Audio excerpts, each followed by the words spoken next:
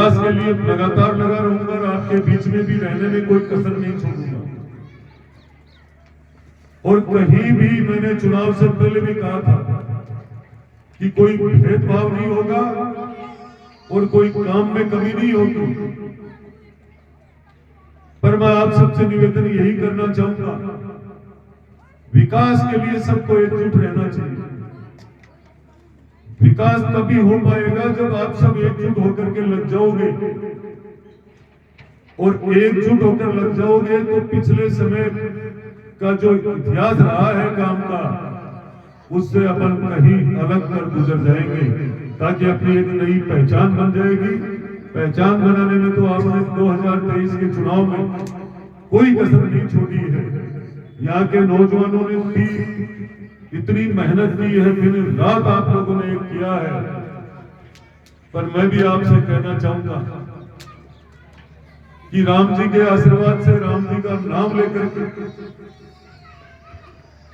उनके दिए हुए मार्ग, बताए हुए मार्ग पे चलना चाहिए, जिससे आपका भी अच्छा निर्माण होगा और राष्ट्र हित में भी रहेगा, राष्ट्र का भी अच्छा निर्माण होगा। और साथ में यहाँ के बड़े बुजुर्गों को विशेष कहूंगा, निवेदन के रूप में कह रहा हूं कि आप लोगों ने रात और दिन लगातार अथक प्रयास, इतनी मेहनत की है, आसपास के गांवों में भी जाकर के, ढाणियों में जाकर के आप लोगों ने मेरी गारंटी ली है। तो मैं आपसे निवेदन करना चाहूंगा कि आपके दरवाजे खुले, आप कभी भी मुझे कह सकते हो कि ये काम है, इनका काम है। वैसे सीधा काम है मेरे पास, लगातार लोग संपर्क में रहते हैं, मैं भी संपर्क में रहता हूं, किसी के माध्यम की आवश्यकता नहीं है।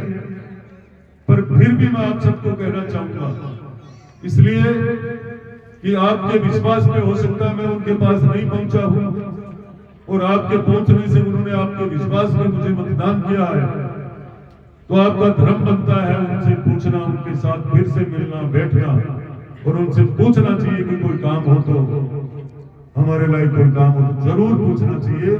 क्योंकि हमारा व्यवहार ऐसा रहना चाहिए कि जैसे चुनाव में हम मतदान के लिए जाते थे कि वोट दो, वैसा ही आज व्यवहार हमारा रहना चाहिए।